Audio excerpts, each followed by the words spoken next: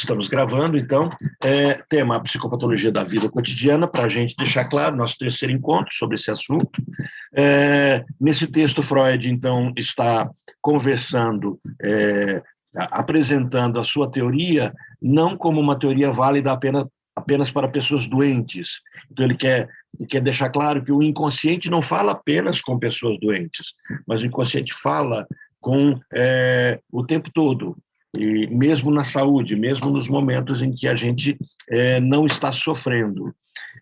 Nesse ponto que nós estamos agora, aqui está toda a leitura que a gente acaba fazendo, nós estamos no que é a apresentação dos atos falhos da linguagem, e hoje a gente vai falar sobre, nesses atos falhos da linguagem, Freud começa nos apresentando exemplos de erros que falavam. Então, assim, o objetivo dele é mostrar assim, muitas vezes você quer falar alguma coisa e você erra a palavra.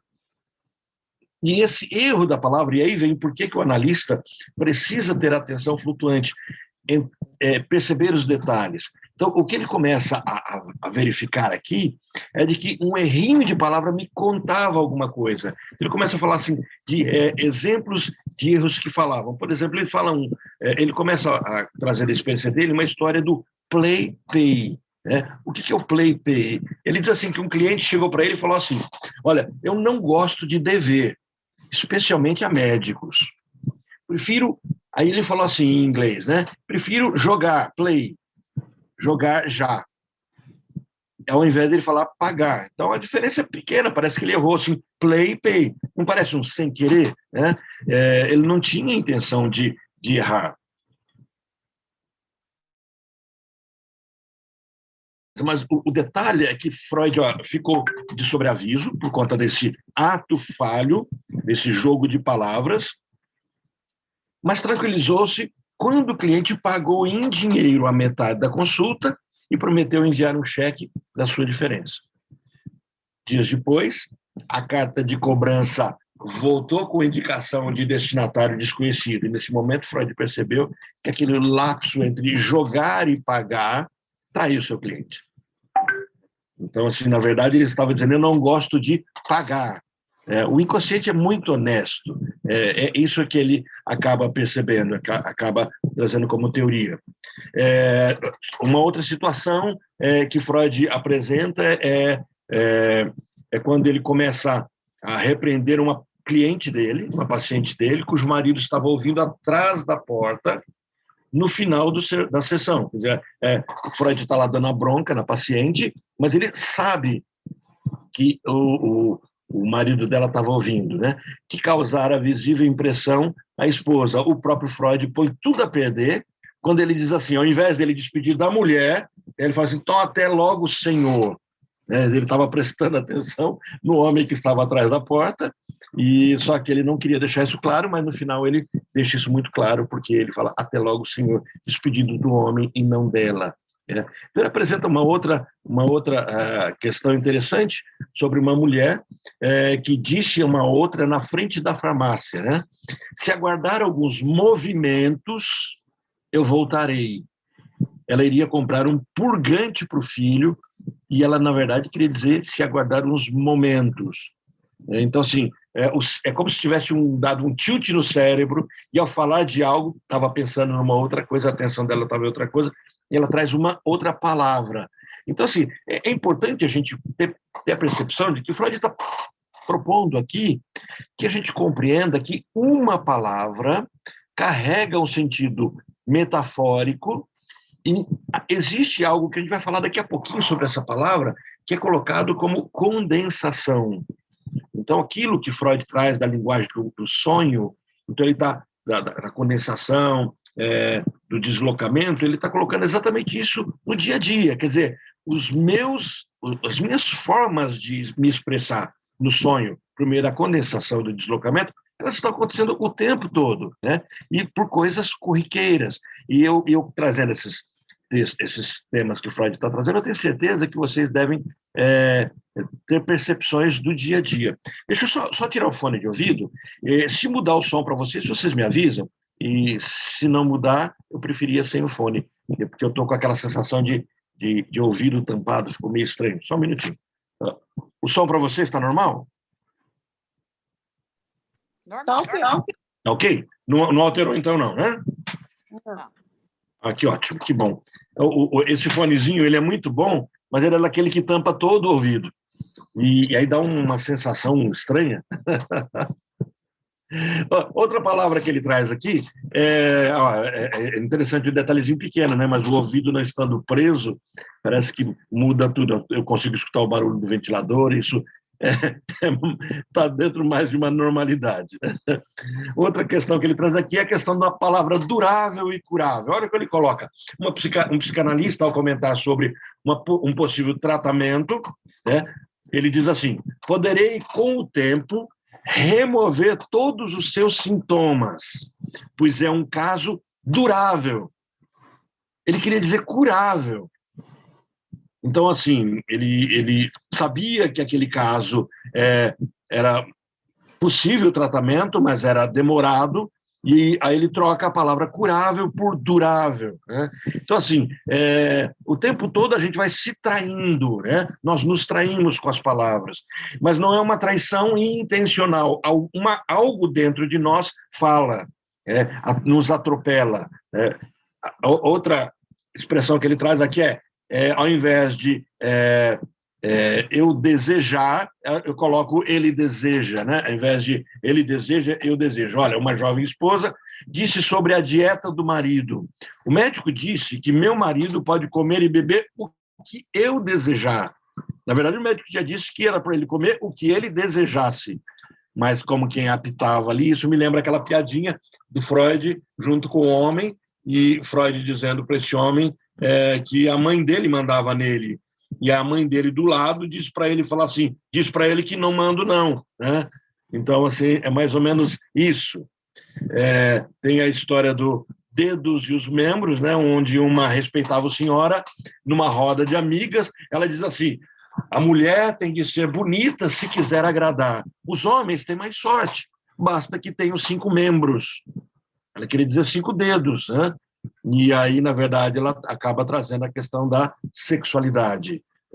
Então, assim, Freud, nessa parte do livro dele, traz essas palavras que falam sozinha pelos seus enganos, e o objetivo dele é mostrar assim, se você se engana numa palavra, talvez você queira dizer outra coisa nessa palavra.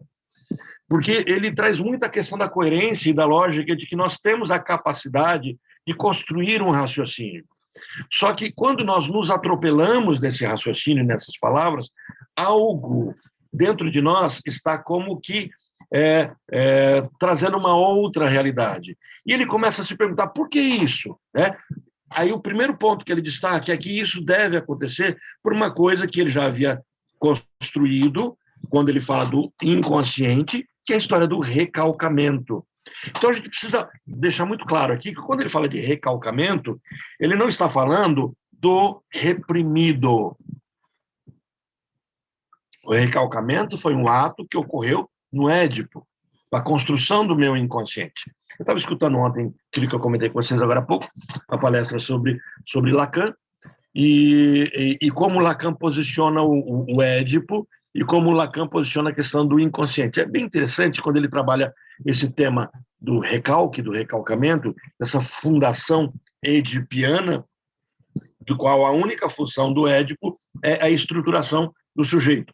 Então, nessa estruturação do sujeito, eu tenho a construção de um neurótico, um psicótico ou um perverso. Mas na questão do inconsciente, se o inconsciente ocorre, sua fundação, e aí vem o diferencial, opa, Orlando, fundação do inconsciente, então eu não nasço com o inconsciente? Na teoria freudiana, não. O inconsciente ele é estruturado, ele é fundado a partir do recalcamento. O recalcamento constrói um local. E ao construir esse local, que é trazido no viés lacaniano como o local da fala, o inconsciente se constrói por meio da fala, da palavra, desse raciocínio, e ele vai trabalhar muito esse tema. Freud está dizendo aqui que esses meus atos falhos acontecem porque existe algo que está no recalcamento, no recalque, e não deveria estar lá. porque esse lugar pertence a um outro mundo, ao inconsciente. Então, ele começa a dizer que o meu inconsciente ele trabalha com com algumas palavras que têm valores diferentes. A partir desse gancho freudiano, é que Lacan, um Lacan mais maduro, vai buscar na linguística a discussão saussuriana, né, de Saussure, sobre a questão dos símbolos, do sígnico, de que as palavras, cada palavra se completa com o significado e o significante. Cada palavra possui sua correspondência. E Lacan pega, a partir disso, nessa leitura freudiana, ele começa a falar de que os fonemas, percebam bem isso, por isso que Lacan vai brincar com palavras, com sonoridade das palavras, e o analista tem que fazer essa busca nos seus atendimentos, e no nosso sofrimento a gente acaba buscando isso. O som tem sentido, os fonemas possuem diferentes valores psíquicos. Essa é a própria definição do que é trauma. Trauma é uma lembrança, algo que traz um processo de afeto e tem significação psíquica. Então, quando eu falo pai, pai tem sentido para mim diferente do que pai tem sentido para cada um de vocês. Por quê? Porque existe uma história para essa palavra. Então, para alguns, essa palavra significará algo e para outros significará outra coisa. Por quê? Porque as palavras, as palavras não têm sua correspondência aleatória dentro da história de cada paciente. E o inconsciente ouve sons. Esses sons têm sentido. Então, isso me lembra quando Freud vai falar do homem dos ratos, e na exploração desse tema, ele diz que o homem dos ratos faz suas orações repetitivas, e ele começa a dizer assim, ele fala o nome da namorada dele, amém. O nome da namorada dele, amém. Só que a palavra amém fica assim, samen, samen, samen, samen. E aí ele começa, aí Freud diz assim, ele está se masturbando, processo de repetição, e aí ele está criando todo o processo de sêmen, que era o nome, parte do nome da namorada dele, eu me esqueci agora o nome, se alguém se lembrar pode interferir e dizer, e o amém junto, mas o fato de repetir continuamente, porque era o princípio do toque dele, fazia com que ele repetisse a palavra sêmen, e não o nome dela com um amém junto. Então, o fonema tem sentido para Freud. Se o fonema tem sentido, quando eu troco uma palavra, quando eu cometo um lapso, um engano, Freud vai dizer assim, esse lapso tem sentido. Então, os exemplos de lapso da fala compilados pelos autores são inicialmente agrupados em categorias puramente descritivas. Freud vai dizer assim, hoje em dia eles fazem isso, eles descrevem esses erros. Então, transposições, é assim que ele vai colocar, pré-sonâncias, pós-sonâncias, contaminação, substituição, mecanismo mental, onde os sons das palavras ou frases interligam-se de uma ou outra maneira. Deixa eu só tirar aqui uma telinha que ficou bem na frente da... achei. Então, mas quando há uma semelhança, qualquer entre uma coisa e um conteúdo do inconsciente, este vê como uma oportunidade para formar lapso e assim vir à tona o inconsciente. Então, esse mecanismo de saltar num processo de lapso é um descuido do meu ego, é uma deixa do meu ego, para que algo que está recalcado escape. Mas escapa como um cheiro, como um odor, como um ato falho, como algo que não era para sair. Então, uma palavra vem deturpada, deformada, e normalmente uma palavra da qual eu tenho plena convicção de como ela se compõe, como ela se constrói. Então, Freud vai explicando que existem vários tipos de lapsos de fala, e aí ele começa a falar de Mehringer, um outro teórico, que postula que os sons da língua, os fonemas, têm diferentes valências psíquicas. E Mehringer, ele diz assim, quando inervamos o primeiro som, essa é a teoria do Mehringer, tá? Quando inervamos o primeiro som de uma palavra ou a primeira palavra de uma frase, o processo excitatório já se estendeu aos sons.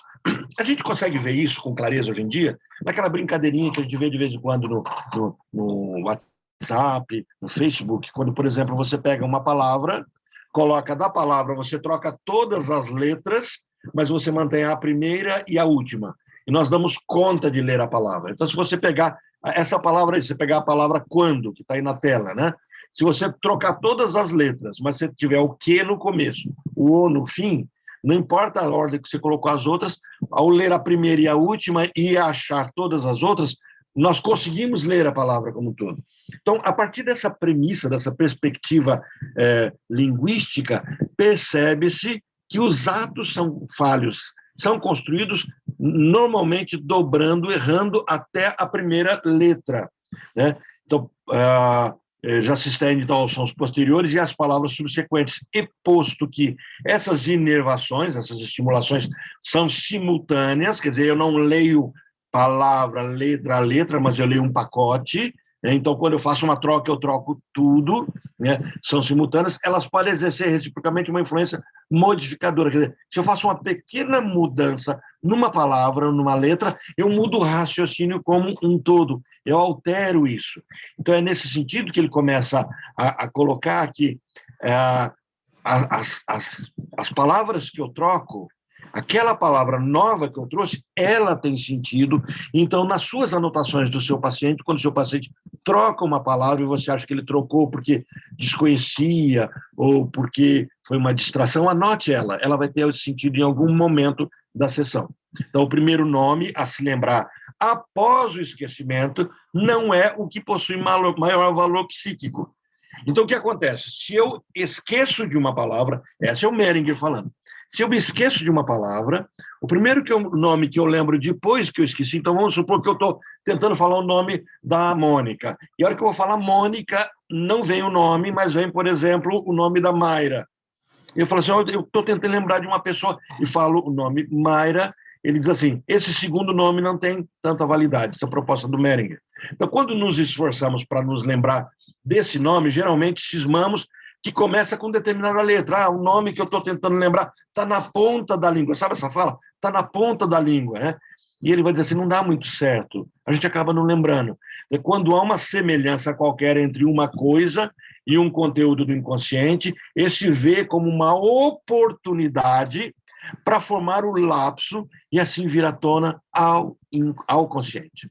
Então ele diz assim, o engano, essa palavra que eu falei, errada é essa que devia ser de fato, porque é ela que é a tônica para aquele meu momento.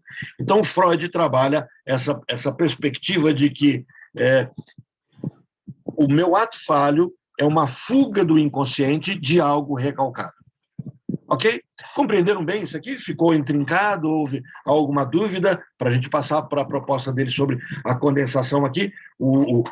Primeiro, ele brinca com algumas palavras, com algumas situações em que a pessoa se distrai e fala outra palavra. Agora ele começa a dizer, de onde vêm essas trocas? Ele fala assim, de algo recalcado. E aí ele busca no Mehringer a questão teórica para aquele momento, naquela época, e aí ele traz essa discussão de que os meus atos falhos, eles estão amparando palavras recalcadas. Vamos até brincar aqui, Freud não fez isso, mas aquele homem que chega para Freud e fala assim, eu não gosto de brincar, né? E ele troca a palavra brincar por pagar, aquilo, de alguma forma, ele estava sendo honesto, mas aquilo, de alguma forma, também está recalcado e ele tenta esconder, talvez, de si mesmo. Né?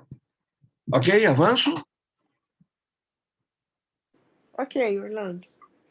Bom, segundo ponto postulado aqui, que ele começa a trazer nessa parte do texto dele, nós estamos, quem estiver acompanhando o contexto ou fez a leitura, nós estamos próximos à página 40, ele fala da condensação. Aqui, ele começa a trazer os conceitos apresentados na interpretação dos sonhos. Ele diz assim, uma palavra, por isso que eu trouxe para vocês o conceito do fonema agora há pouco, uma palavra me fala muito. Por quê? Ele diz assim, na página 43, assim como nos sonhos, os lapsos são o começo do trabalho da condensação. Os lapsos são o começo do trabalho de condensação. Então, eu tenho aqui, no livro Interpretação dos Sonhos, que ele lançou em 1899, datado como 1900, ele demonstra o papel desempenhado pelo trabalho de condensação na formação do chamado manifesto do sonho a partir do pensamento onírico latente. Ele diz assim, o sonho é uma imagem, e essa imagem condensa os pensamentos que estão me atormentando de alguma forma. Muitas vezes é uma imagem, muitas vezes a pessoa te traz um sonho, e no sonho existe uma água, né? E a pessoa fala assim, olha, eu só me lembro que tinha água. E assim, mas como era essa água? Aquele elemento água está condensando muita coisa, né? Então, eu me lembro de um paciente que trouxe para mim sonhos, e nos sonhos que ele traz abismo. E eu falo assim, mas como é que é esse abismo? Não sei, eu só sei que tem abismo. E aí eu começo, esse conceito de abismo está condensando toda a situação do sonho. E aí a gente começa a trabalhar sobre esse conceito. Uma professora minha apresentou uma técnica interessante de interpretação de sonhos, onde ela, na aula, ela pediu que nós desenhássemos o sonho. Porque o sonho é construído de imagem. E a gente, ao desenhar o sonho, a gente apresenta a imagem que o sonho tem, né? Então, assim, condensação é isso. Qualquer tipo de semelhança entre dois elementos do material inconsciente, uma semelhança entre as próprias coisas ou entre as representações de palavras, serve de oportunidade para a criação de um terceiro elemento, que é uma representação mista ou de compromisso. Então, se eu tenho a ideia do abismo e eu tenho a imagem construída no sonho do abismo, a junção desses dois elementos, a minha ideia de abismo e a imagem que veio no sonho, eles formam um terceiro elemento. Eu estou interessado no terceiro. Isso é a condensação. No conteúdo do sonho, então, esse terceiro elemento, o condensado, né, esse terceiro elemento representa ambos os seus componentes. E é por se originar terceiro elemento, e é por se originar dessa maneira que ele tantas vezes apresenta diversas características contraditórias. Aí vem essa afirmação, olha, a formação de substituições e contaminações ocorrentes nos lapsos da fala, prestem atenção. Essas substituições, então, elas são condensações, por conseguinte, um começo do trabalho de condensação que encontramos em diligente atividade na construção do sonho. Está dizendo assim, quando você vai conversar com uma pessoa e troca o nome dela, você está condensando nessa troca aquilo na mesma linguagem, da mesma forma como você faz quando você está sonhando. Então, Freud está propondo aqui nesse texto, depois isso vai ficar muito claro quando ele trouxer isso nas conferências que ele faz na Universidade Vienense, ele vai deixar isso muito claro, que isso é uma expressão do meu inconsciente. Então, essa expressão do meu inconsciente, ela tem sentido. Então, eu preciso anotar as trocas de nomes, de palavras, de lugar, e aí daqui a pouco isso vai ficar mais claro, que ele vai dizer assim que eu tenho... Lembra que nós vimos na semana retrasada sobre imagem encobridora, agora ele vai dizer que existem fantasias, histórias que nunca existiram e eu proponho que elas existam. Mas aqui ele começa a dizer assim, avança no texto, diz assim, essas palavras que eu troco, que eu esqueço, elas podem ter exatamente o sentido inverso daquilo que eu estou falando. Elas podem ter exatamente falar aquilo que eu não quero falar. Então, ele diz assim, elas têm um sentido oposto. Então, num breve ensaio destinado a um círculo mais amplo de leitores, o mesmo autor dele, que ele menciona o Mehringer, ele afirmou existir uma importância prática especial em determinados casos de troca de uma palavra por outra, a saber, os casos em que a palavra é substituída por uma outra no sentido oposto. Então, em vez de eu ficar tentando buscar, olha, eu esqueci a palavra, o nome que eu queria falar, vamos supor que eu quisesse falar copo, né? E eu fico buscando, eu queria falar, e aí está na ponta da língua, mas o que eu falei? Eu queria falar copo e falei xícara, joia, ok? Então, se eu falei xícara, eu não fico tentando entender o que eu queria falar. O que significa xícara? O que significa essa palavra que eu estou usando no lugar dela? Essa troca que eu fiz. E aí ele vai dizer assim, talvez signifique exatamente o oposto.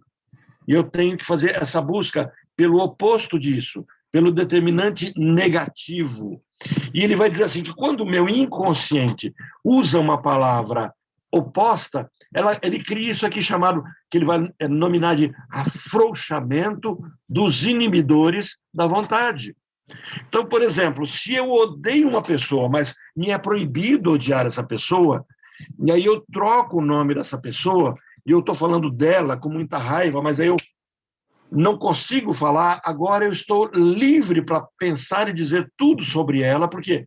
Porque conscientemente eu não consegui dizer o nome dela, eu disse o nome de uma outra pessoa, né? E aí então eu revelo o que eu sinto por essa pessoa. É isso que ele vai dizer. Isso me leva a lembrar a história que eu li agora há pouco para vocês, da mulher que diz assim que as mulheres têm a desvantagem, elas precisam ser bonitas, enquanto que os homens têm a vantagem de apenas, se tiver 5 dedos na mão, e ela troca a palavra dedo por membros, e a questão que ela traz é se os homens forem homens, masculinos. Então ele está falando sobre a sexualidade, sobre o órgão genital, por isso troca por membros. E aí então ela conta alguma coisa com isso, né? Então, aí ele começa a trazer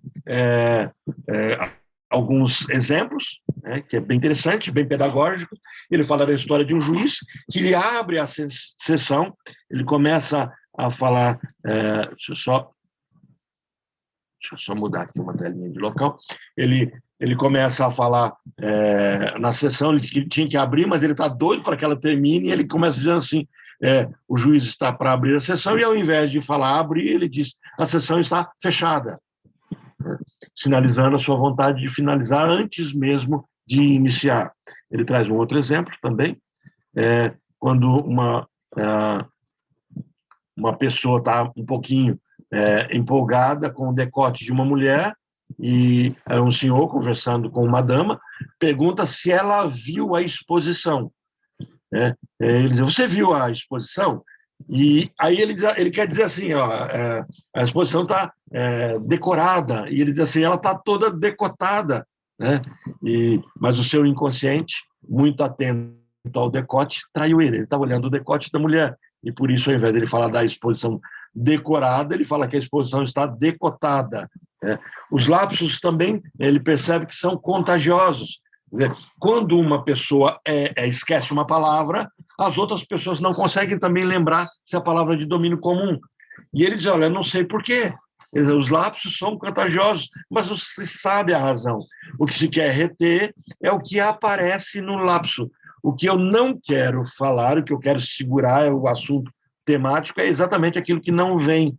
E aí talvez nós possamos interpretar que o lapso, quando o erro contagia, nós estamos dentro de uma hipnose coletiva, de um delírio coletivo. Eu tenho assistido uma série, não sei se vocês assistiram, se não assistiram vale a pena assistir, que chama-se Psi, né?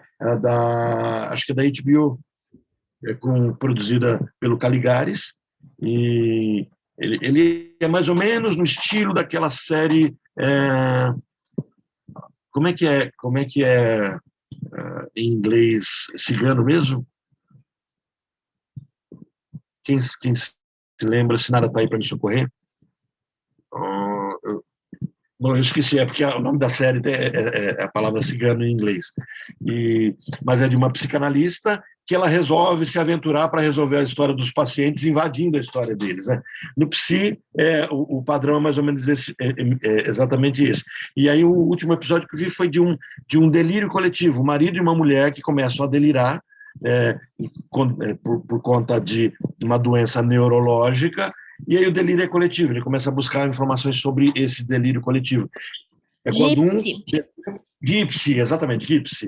Obrigado, Mayra. Exatamente. E essa série é bem interessante, quem não assistiu, assista. Gipsy eu não assisti toda ainda, e tive uma certa resistência de início, só que agora assistindo o Psi, acho que eu estou me abrindo um pouco mais a assistir Gipsy. Mayra, você assistiu? Eu acho que eu assisti 1 ou 2 episódios, ainda não assisti tudo, não. Mas já dei uma olhadinha, parece interessante. Porque você fica com medo dela ser pega e flagrante. Uhum. E ali acho que mostra, interessante, porque acaba mostrando os riscos que o terapeuta tem ao ser tão envolvido com o seu paciente, né? Então, se ele conhece a história do paciente, ele acaba, de alguma forma, afetando o cenário, o contexto como um todo, né? Então, entra essa questão de que, no lapso, eu tenho o proibido. Olha, na terapia, o terapeuta tenta descobrir o pensamento inconsciente que causa o sintoma. Então, esses pensamentos, eles aparecem de diversas formas. O seu paciente quer te contar algo, nessa série Psi tem uma cena muito interessante, essa você dá risada na cena, uma pesquisadora procura o terapeuta e ela cruza as pernas, né? Mas ela cruza de um jeito engraçado, porque ela entrelaça as pernas. Então, assim, eu já tenho dificuldade em cruzar as pernas daquele jeito mais comum masculino, né? Que não fecha as pernas, coloca uma perna sobre a outra, né? Então, eu não tenho tanta elasticidade, as ferrugens... Isso não é as ferrugens só do janeiro, sempre fui assim, né? Sempre fui mais duro, menos elástico. E aí essa mulher, ela dobra uma perna sobre a outra de forma que ela entrelaça. E o tempo todo a câmera acaba focando as pernas dessa pesquisadora e você tende a imaginar que o terapeuta está fixado na perna da mulher. E no final da sessão, da entrevista, ela fala assim, você está impressionado com as minhas pernas ou você, de fato, é fixado em pernas? A mulher fala isso para o analista, só que ele devolve uma para ela que eu falei assim, meu Deus, né? Será que teríamos coragem de fazer uma cena dessa na vida real? Porque ele diz assim, não, eu estava curioso, porque muitas mulheres cruzam as pernas, mas você cruza as pernas tão apertada que me lembrou adolescentes que, ao cruzarem adolescentes que se masturbam cruzando as pernas e onde as pessoas não percebem que estão se masturbando. E aí a entrevista acaba, a mulher sai, né? E fica aquele clima estranho. Quer dizer, será que ele flagrou ela numa situação assim, onde ela, de alguma forma, estava tendo prazer em questionar aquele analista? Depois eu vou ver se eu consigo pescar essa cena e mando para vocês. Tá? Então, os pensamentos, eles aparecem de diversas formas, pelo cruzar das pernas, pelo falar, pelo se expressar, pela roupa. O analista tem que ser expert em perceber isso. E fica aqui, talvez ele tenha que deixar claro, é só para ele perceber. Os lapsos são esse proibido que vem na sessão. Lapso está ligado às influências psíquicas e à sonoridade das palavras. Então, o que ele propõe aqui é que eu escute a palavra e não interprete a palavra. Então, assim, temas proibidos ou inapropriados e, por isso, recalcados aparecem no lapso. E aí nós precisamos distinguir lapso de erro. O erro é um erro. Eu não me incomodo com o erro. Aí eu errei, eu troquei a palavra e não. O lapso me intimida, porque eu sou pego em flagrante. Eu não sei do que foi o flagrante, mas eu sei que alguma coisa foi dita e não deveria ter sido dita. Né? Então, eu tenho aqui o lapso como o discurso do proibido. Então,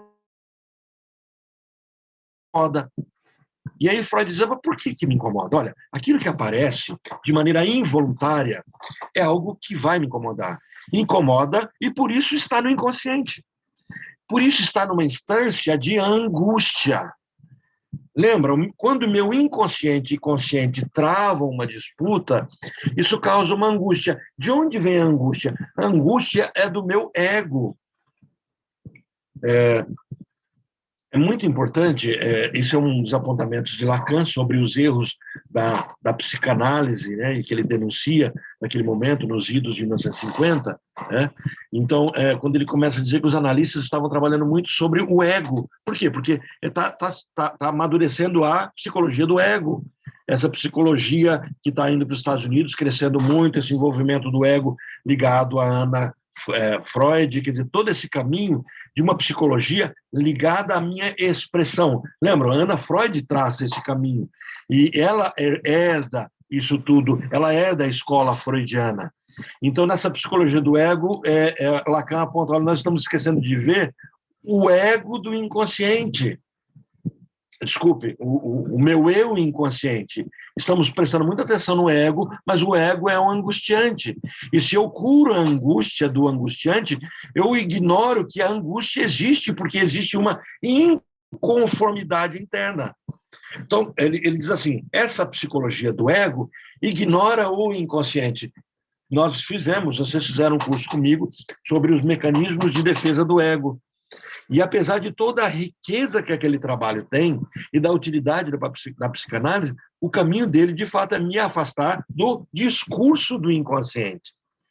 E Lacan nos propõe a voltarmos para o discurso do inconsciente. E é por isso que a primeira perspectiva lacaniana é nos apresentar o estádio do espelho e como funciona o discurso, quando ele trabalha na questão do esquema lambda, né? Onde eu falo do discurso do outro e o discurso do grande outro. E o discurso do outro, do outro. Então, essa brincadeira lacaniana que ele vai fazendo, que eu preciso prestar atenção, não apenas em quem eu sou, mas em como eu sou visto, porque como sou visto é exatamente o jeito como eu me vejo. Como eu sou visto é como eu me vejo. Então, existem temas proibidos, inapropriados, e por isso estão recalcados, e eles precisam escapar. E uma parte minha vem para fora, e cria angústia, e o meu ego, e cria a incoerência. E o meu ego tem que dar desculpas a isso.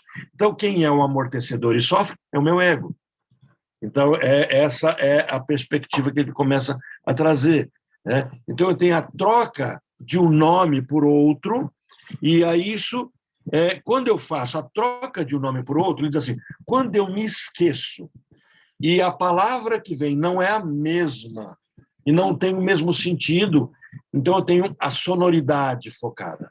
Mas quando eu troco um nome por outro, talvez eu possa dispensar a questão da sonoridade.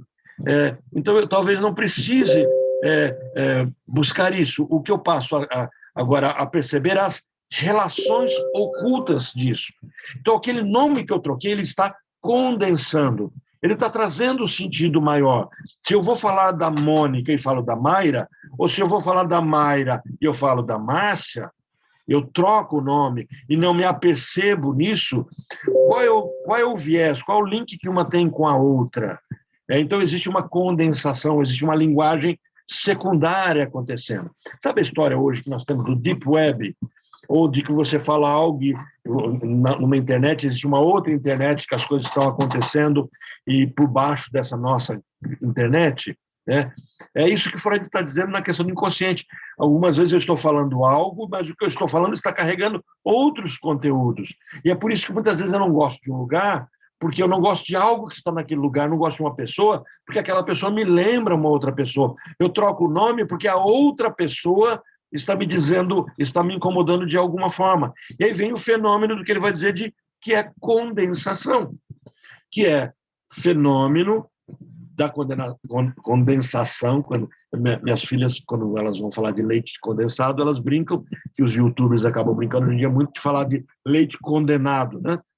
E tentaram condenar o Bolsonaro com leite condensado, fazendo uma trocadilha, uma brincadeira, né?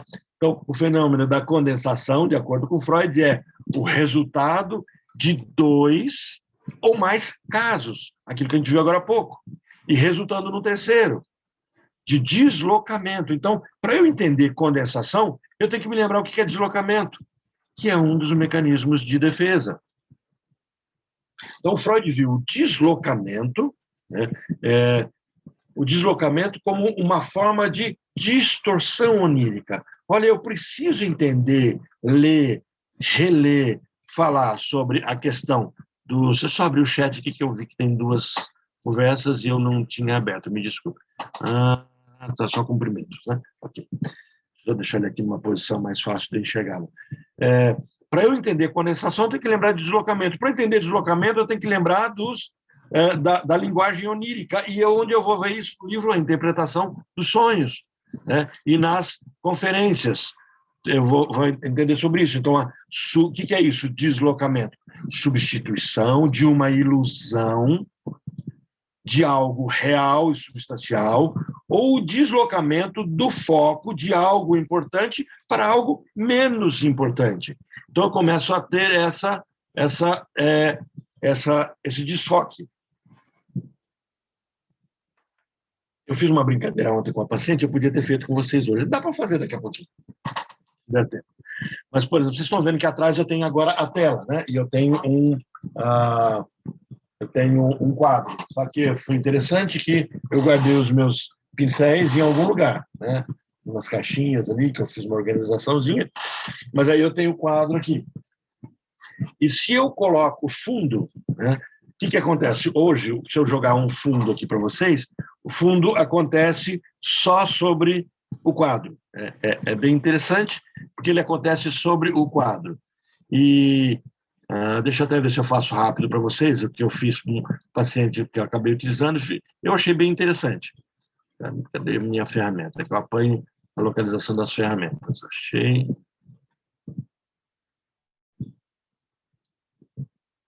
Eu coloquei para ocultar as ferramentas, para não me atrapalhar tanto, e quando eu preciso delas, elas vão ver. Mas se eu troco aqui o fundo, dê uma observada aqui que vai acontecer.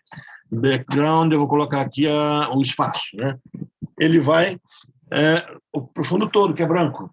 Mas o que eu achei interessante, dá uma observada no meu cabelo, né? Minha blusa pegou um pouquinho do reflexo disso, mas olha o cabelo.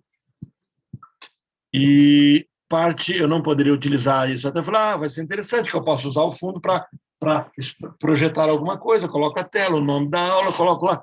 Mas o meu cabelo passou até, eu fico um pouquinho deformado. E aí até eu brinquei e falei assim, porque o fundo é branco, eu tenho as partes do cabelo mais brancas do que as outras partes. E aí elas acabam afetando tudo isso. Bom, o que isso tem a ver com o nosso contexto como um todo, que tinha a ver com a sessão? O que nós percebemos é que partes da nossa vida, elas são misturadas com o contexto como um todo. Então, quando nós falamos de deslocamento, nós falamos de substituição, de trazer algo importante para algo não importante, é como se houvesse isso, uma contaminação. Por isso eu trouxe essa ideia do fundo. Eu tenho o fundo branco, mas eu também tenho um pouco de cabelo branco. Quando eu alterei o fundo, eu alterei um pouco desse cabelo. E o que, então, se buscaria nessa cena de hilário, de engraçado, é a cabeça faltando os pedaços, porque se misturou com o fundo. Perceba a condensação? Talvez eu tenha um pacote grande, e do pacote grande, lembra, a condensação ela resulta da fusão de dois elementos, a fusão de dois elementos que resulta no terceiro. Eu não estou interessado nem no primeiro, nem no segundo, mas no terceiro.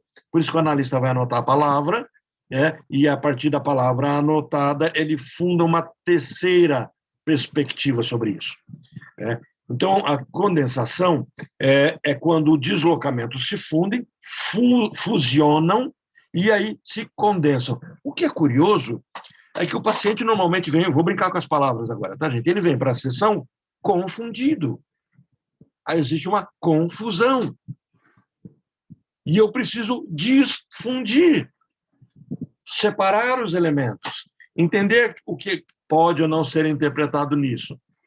Então, o que eu começo a ter, nesse processo confusional, né?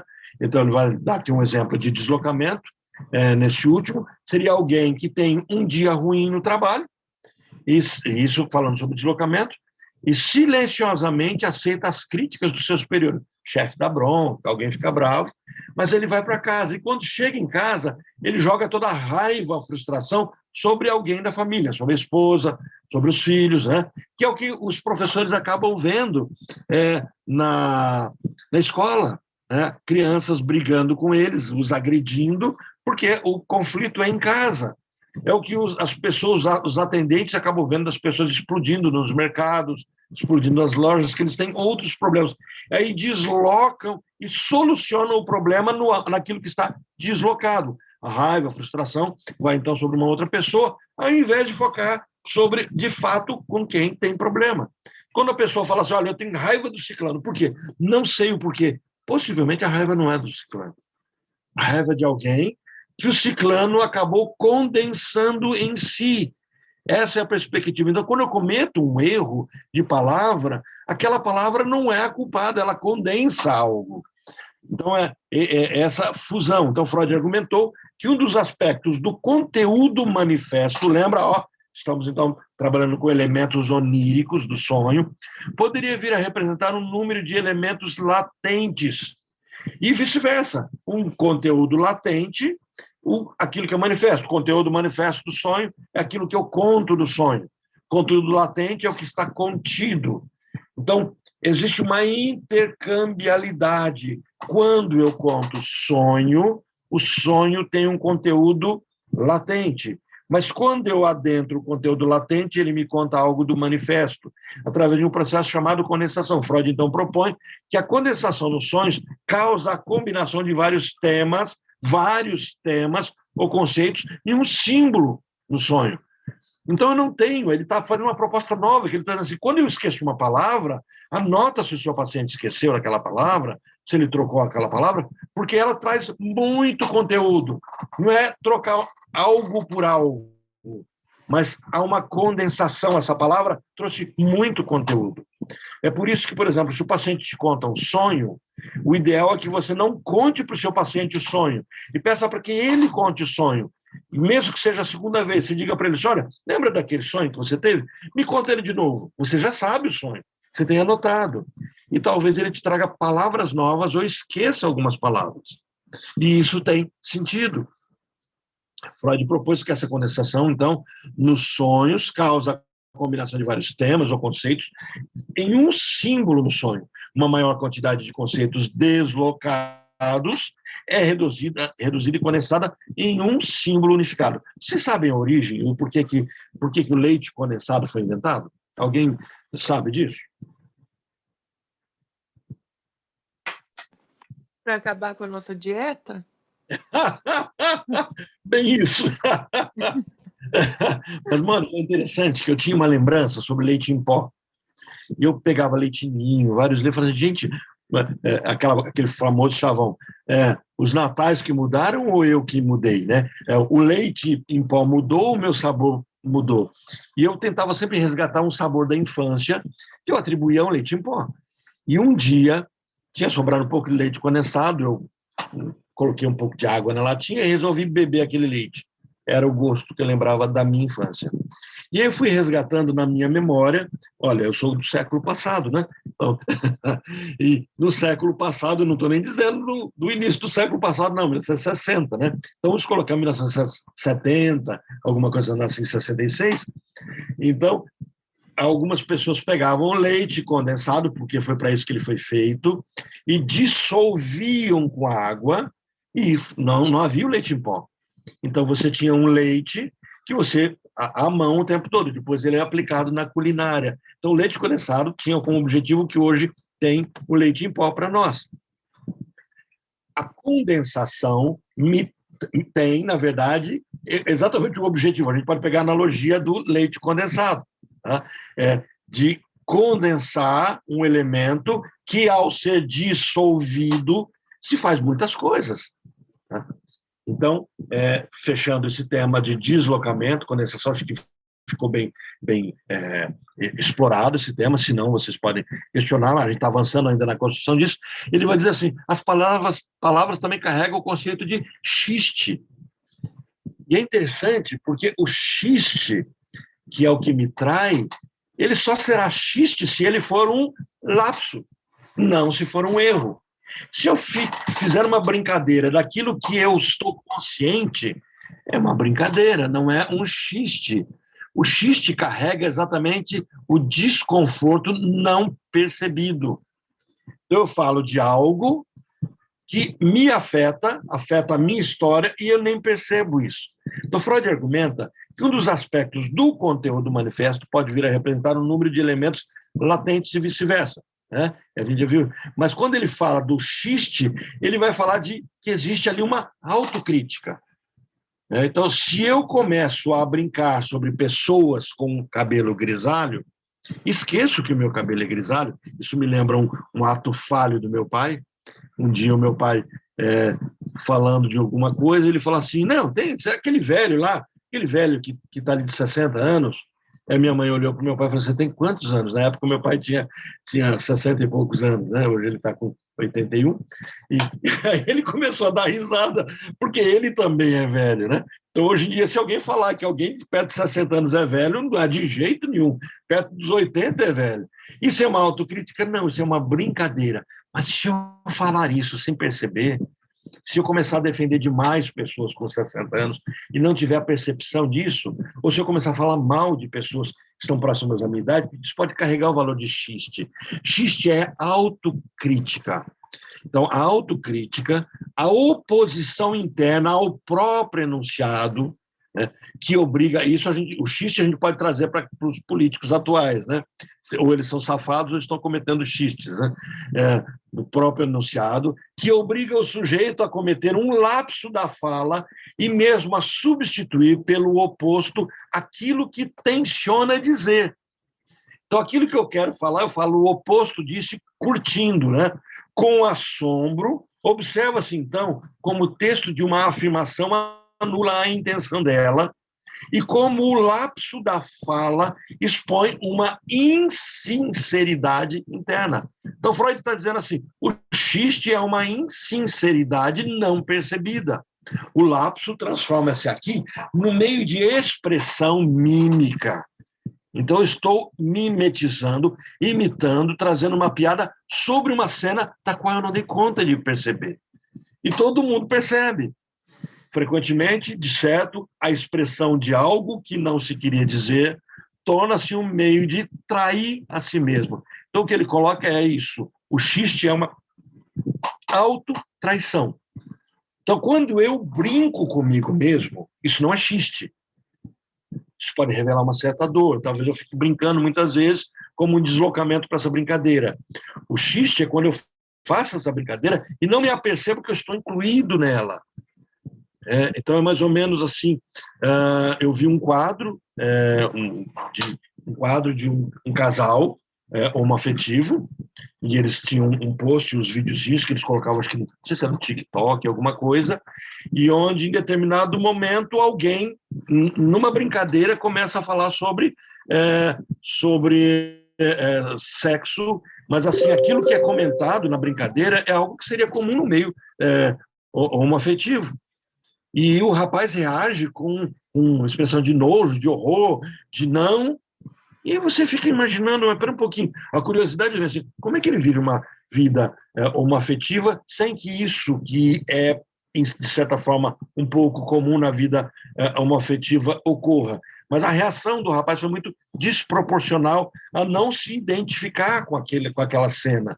Então, aquilo a gente pode chamar de xiste, quer dizer, aquilo que eu faço, ou que eu sou, ou que eu ajo, eu condeno no outro, eu curto no outro, eu dou risada no outro, e não percebo que eu estou falando de mim mesmo. Então, isso seria o xiste, uma autocrítica não percebida. E aí ele vai dizer aqui, eu vou dar alguns exemplos interessantes, né, como ele vai dizer sobre a palavra coquetear. Ele vai fazer brincadeira com palavras que revelam xiste. Olha, foi o que aconteceu, por exemplo, quando um homem, não muito afeito às chamadas relações sexuais normais, em seu contato com as mulheres, interveio numa conversa sobre uma moça que diziam ser coquete. E então, aí vem a palavra em alemão que ele fala, né? Que ele vai falar coquette. Ele afirma, a frase é assim, eu vou ler para vocês a frase. Se tivesse que se haver comigo, ela logo perderia esse hábito de... Aí ele usa uma palavra que não existe.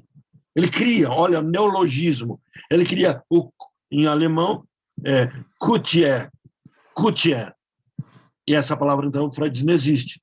Aí, sem dúvida, só uma outra palavra, ele fala assim, Kutier. E ele fala assim, a palavra que existe é Kutieren. Então, eu podia ter colocado as palavras aqui para vocês verem, né? Mas não está aqui, não. Só está o coquetear. Então, ele diz assim, quando ele troca essa palavra que ele queria falar coquetear, mas ele fala coitar, praticar coito, que poderia ter sido responsável por essa alteração na palavra pretendida. Então, ele não estava falando de coquetear, ele falava, quis usar essa palavra, e usou a palavra coitar, porque havia desejo nele. Olha, se tivesse que se haver comigo, ela logo perderia esse hábito de transar. É isso que ele está dizendo. Só que ele usa coquetear, né, que teria um outro sentido.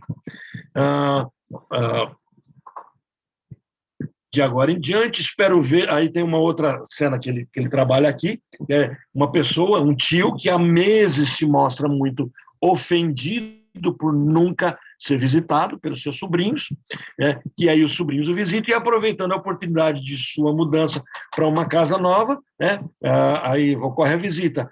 E ele pareceu muito alegre por vê-los, quando está se despedindo, o tio diz assim: bom, de agora em diante espero vê-los ainda mais, ao invés de ele dizer assim, frequentemente, ele diz ainda mais raramente que antes. Por quê? Porque essa troca de palavras, ele faz uma coisa que parece uma piada. Quem escutou viu como uma piada, mas ele fez sem perceber que era uma piada.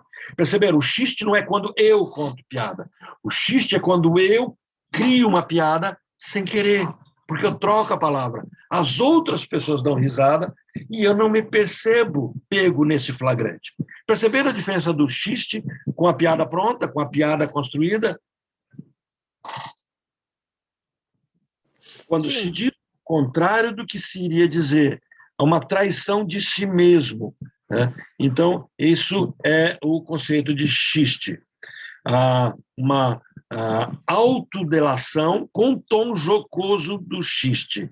Então, ele fala, essa troca de palavras carregam esse desconforto e, então, tem que analisar. Ok? Bom, a gente está avançando aqui já para o finalzinho dessa percepção freudiana sobre as perturbações da fala, e o tema é esse, perturbação da fala, onde isso gera isso se expressa porque dentro existe um conflito. Lembra, não vamos perder essa perspectiva. O ego não é senhor da sua própria casa, isso é uma expressão freudiana. A angústia ela é gerada nunca no id e nunca no superego, é no ego. É o ego que expressa essa angústia, é o ego que sofre. Por quê? Porque ele está mediando.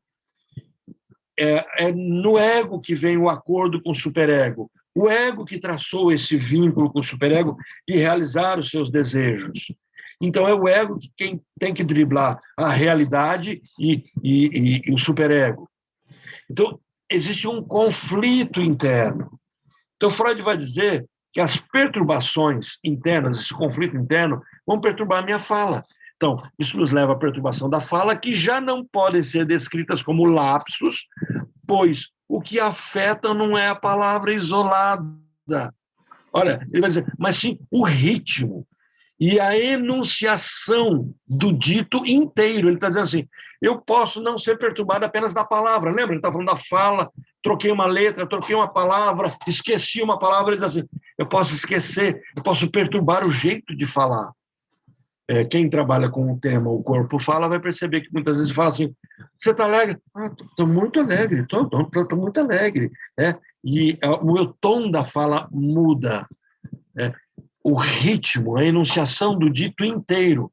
Perturbações como, por exemplo, os balbucios, os gaguejos, você não consegue falar, causados pelo embaraço. Então, Freud diz assim, o ato de embaraçar revela que dentro de mim existe uma perturbação.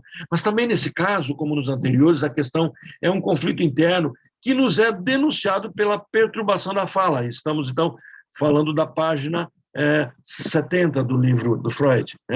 Aparece, então, em uma frase. Não pode chamar de lapso, pois aparece não numa palavra, mas na frase como um todo. E aí ele começa a fazer uma listinha, que eu trouxe aqui para a gente ver, uma listinha de questões que podem trazer esse embaraço. Então ele vai dizer aqui, olha, pode ser sentimentos e julgamentos aos quais estamos sujeitos por parte de pessoas próximas. Só que percebam, se existe uma perturbação da fala, e se eu estou lidando com o inconsciente, eu mesmo não me apercebo disso. Uma aversão e transferência dela por associação de conteúdos, uma contrariedade de expectativa, uma experiência desanimadora, a falta de interesse e entusiasmo, vergonha diante de alguma situação, motivos ocultos, desconforto com alguma situação, impulso recalcado, algo que eu desejo e acabo não trazendo para fora. Então, o que ele começa a dragar, a trazer a partir daí, é que existe uma intenção inconsciente. E o objetivo todo de Freud escrever isso é dizer assim, eu não sou unívoco, eu não sou uma voz una, eu não sou uma pessoa só. por isso que eu postei para vocês também, darem uma olhadinha sobre os TIDs, né, sobre os TDIs, as pessoas que têm o transtorno de identidade dissociativa, ou transtorno dissociativo de identidade, tanto faz como você traz essa construção. Mas quando você tem esse TDI, esse TID, até acho que o Leandro, não sei se foi no grupo de vocês que eu postei, mas o Leandro não está nesse grupo, ele está num grupo de supervisão, talvez tenha sido lá, e as pessoas se dissociam. Nós temos vários nós dentro de nós mesmos, e a pergunta é quem de nós está impulsionando de alguma forma? O ego é o conciliador, é aquele que tenta juntar várias partes de nós mesmos. Quando a pessoa sofre alguns traumas muito agressivos, eles tendem a dividir a personalidade dessa pessoa. E, ao fazer essa divisão, eu crio várias identidades, mas todas constroem um todo. O meu ego tenta compor. As pessoas ditas normais, os neuróticos, eles têm um ego que tenta mediar. Então, eu tenho uma intenção inconsciente. Então, quando eu faço algo, a pergunta que eu tenho que fazer é: que eu estou tentando, quando eu faço algo por engano, um sem querer? Uma vez a Sinara me convidou para dar uma palestra na Luminária, não sei se a Sinara se lembra do tema exato que eu falei, o tema que ela me convidou foi sobre autossabotagem. Lembra, Sinara, dessa palestra?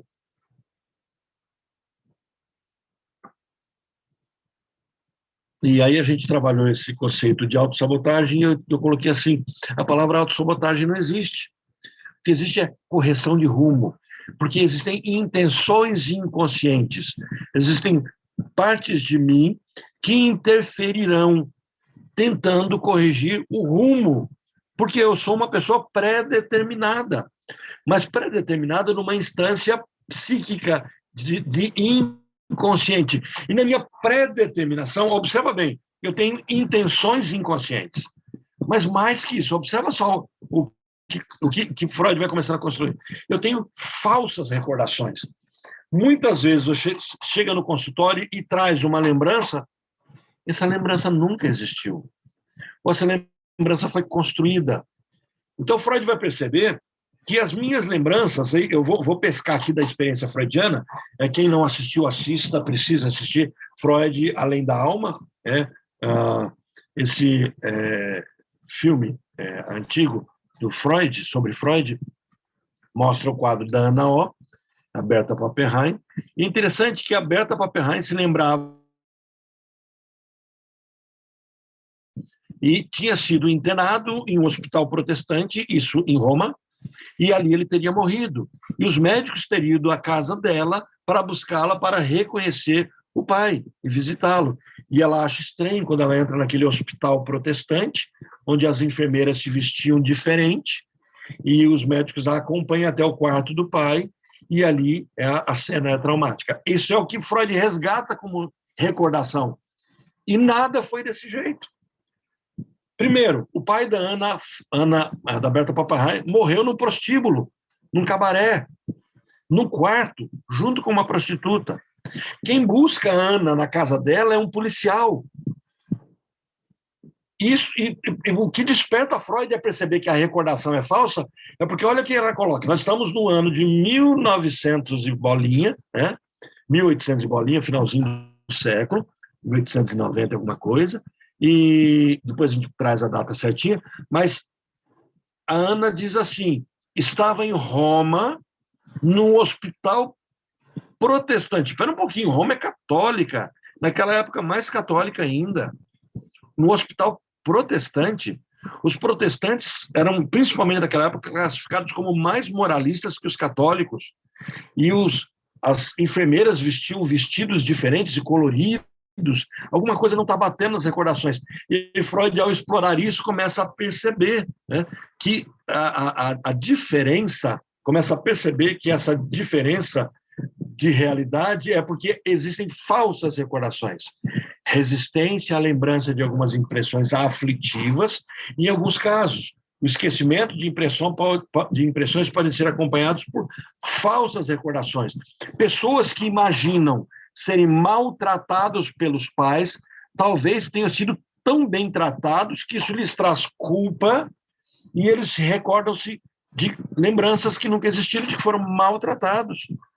Isso é interessante, a gente ter essa percepção de que eu construo lembranças que não são reais. Outra coisa que ele vai destacar é que muitas vezes existem motivos inconfessados para eu me esquecer ou trocar a palavra, né? O esquecimento, as intenções, não é um fenômeno elementar e redutivo e pode-se atribuir sua origem à interferência de motivos inconfessados desconhecidos. Quer dizer, a pessoa se condena em algo e, ao se condenar, não pode confessar nem para si mesma. Então, Freud está apresentando que dentro de mim existe um outro. Ele escreve isso num texto dele chamado O Estranho, e onde ele fala disso. E a psicanálise, Lacan vai trazer esse nome, os lacanianos vão trazer esse nome, sobre a estranheza da psicanálise. A psicanálise tende a me apresentar um outro que não sou eu reconhecido. Então, quando eu vou para o divã, quando eu vou para o setting terapêutico, eu tenho que ir pronto para conhecer um outro que não sou eu. Um outro mim mesmo que não sou eu. Ou pode também, ele apresenta que eu posso ter esses lapsos, esses enganos do discurso todo por uma redução da importância. Então, aquela cena eu quero diminuir, eu quero tirar a intensidade do sofrimento. Aí eu esqueço daquilo e isso, reduzindo a importância disso. Não, isso não tem relevância. Né? Eu cheguei para uma paciente que estava terminando o relacionamento, e quando eu busco a história do término da relação de outros relacionamentos, ela não lembra muito, não me lembro de detalhes, porque trouxe menos importância, mas o término desse relacionamento está ancorado exatamente num relacionamento primário que não foi terminado direito, da infância. E aí eu reduzo a importância daquele primeiro, e então ele fica voltando, e eu preciso voltar àquele tema. Então, o esquecimento de assuntos importantes é um sinal de querer tratá-los como assuntos sem importância. Então, eu faço uma redução disso. E aí vem o último ponto, que ele trabalha erros nas atividades motoras, e isso eu gastei horas tentando achar essa parte do filme do Freud, mas depois quem não assistiu vai assistir Freud Além da Alma e vai ver um momento em que Freud derruba no trem o relógio que o seu pai tinha acabado de dar de presente para ele. E ele depois vai entender por que ele derrubou esse relógio. Os erros nas atividades motoras, quando eu tropeço, quando eu caio, quando eu derrubo um objeto. E Freud vai trazendo alguns exemplos sobre isso. Né? Existem passos para eu compreender, 2 passos para entender os erros e nossas atividades motoras. E Freud, então, vai classificar os casos em que os erros ocorrem da seguinte forma: equívocos na ação, casos em que o efeito falho, ou seja, um desvio do que foi intencionado, parece ser o elemento essencial, então eu vou fazer algo e acabo fazendo uma outra coisa, ou atos sintomáticos ou acidentais, casos em que a ação inteira parece inoportuna. Então, por exemplo, eu vou fazer algo e faço uma outra coisa, eu vou fazer a comida e resolvo fazer o suco, me equivoco, ou eu posso tropeçar e vou fazer a comida e começo a esquecer da comida e saio de casa e faço uma outra coisa, esqueço, por exemplo, fogão aceso, né? E alguma coisa assim. Então, eu tenho equívocos na ação que revelam desconforto. E aí ele vai trazer uma descrição, eu acho que eu trouxe ela toda para vocês aqui.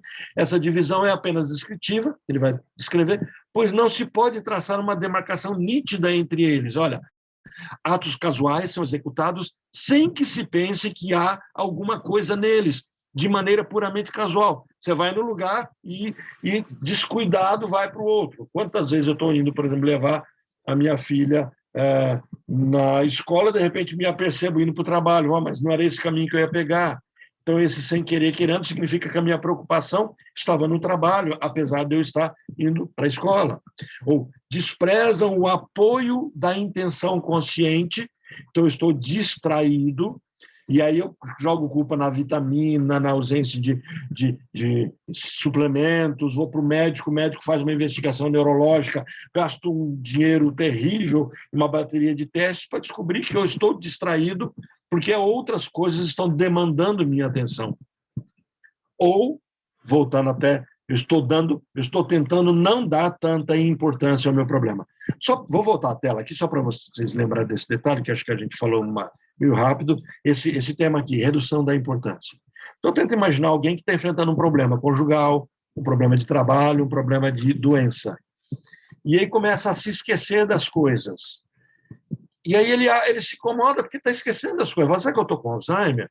Eu estou me distraindo com muita facilidade. E a pergunta que a gente faz é do que você está precisando esquecer no seu dia a dia que está doendo tanto? E aí todo o pacote acaba sendo esquecido, né? Porque eu estou reduzindo a importância desse momento.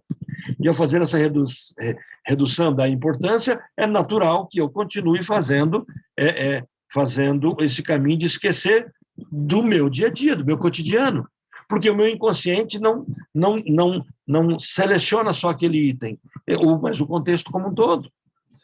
Expressam algo que o próprio agente não suspeita dele e que não pretende comunicar, e sim guardar para si.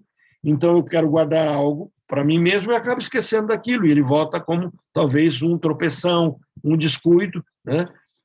Portanto, desempenha um papel de sintoma e merece mais o nome de atos sintomáticos.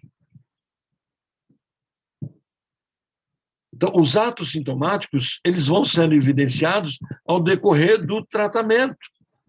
Então, eu vou percebendo que os meus jeitos de ser, o meu jeito de esquecer, as minhas besteiras que eu faço no dia a dia, eles talvez me revelem algo que de fato está acontecendo comigo. Olha, pode ser estreita a relação entre um ato simbólico, realizado pela força do hábito, os aspectos mais íntimos e importantes da vida de uma pessoa sadia. Então, o termo ato falho, ele é usado para designar erros da linguagem, pode ser da escrita, da fala, da leitura, erros de memória, pode ser esquecimento, e erros do comportamento, como tropeçar, cair, quebrar, etc., que são formações de compromisso entre o inconsciente e o consciente. Então, Freud está me propondo a pensar que todos esses meus erros talvez tenham sentido, né? Os erros de memória, como são os erros, distingue-se dos esquecimentos que são acompanhados por ilusões da memória. Erros não são falhas sem significados, né? E aí vai, então, a famosa frase do Chaves, quando ele diz assim, foi sem querer querendo, né? É isso que o Chaves coloca, né? Quem já assistiu Chaves vai lembrar disso, quem não assistiu perde uma oportunidade de dar boas risadas pela ingenuidade daquilo. O erro foi sem querer, consciente, mas ao mesmo tempo ele foi querendo inconsciente. Então, por isso foi sem querer, querendo, né? Chaves, então, traz aqui, de fato, o conceito freudiano. Para a gente, então, fechar, hoje a gente está conseguindo fechar em cima da hora, né? Que bom, ou não sei, né? Esse que bom pode ser bom como um sorvete, ou pode não ser bom, mas aí vem a questão, o que é? Nós respondemos em toda a nossa fala de hoje, primeiro, o que é um recalque, né? O que é o recalque? Qual a relação entre condensação e falhas? O que é uma perturbação da fala? A intenção inconsciente, o que são atos sintomáticos, e a relação entre erro e falha. Desses 6 itens que eu destaco aí para a gente fixar, querem falar alguma coisa ou de outro ponto que vocês queiram comentar? Não, Orlando, está tranquilo por aqui. E para todo mundo está tranquilo? Então podemos fechar? Na semana que vem a gente vai fechar esse texto, e eu vou talvez trazer uma apresentação inicial de algo sobre a psicologia das massas, que já acaba nos vinculando a outro texto. Ok? Pessoal, anotaram aí qual é o site que a gente pode fazer busca com mais facilidade, que eu aprendi com a Milene, né? DuckDuckGo, tá? Então não esqueçam dele. E o pessoal da pós, não esqueçam, quinta-feira nós temos às 8 a supervisão, às 10 a Priscila vai nos trazer um pouquinho de discussão sobre neurotransmissores, né? engasgando aqui, sobre falar um pouquinho sobre neurotransmissores, sabe? Como a Priscila é farmacêutica, bioquímica, ela tem bem mais expertise para nos acrescentar, ok? Gente, obrigado pela presença de todos vocês. Achei vocês hoje um pouquinho silenciosos, não sei se isso é bom, não sei se isso é ruim, mas vamos fazer de conta que é bom para a gente não ficar machucado. Ok? Ok, uma boa semana. Tchau. Semana, gente. Tchau, tchau.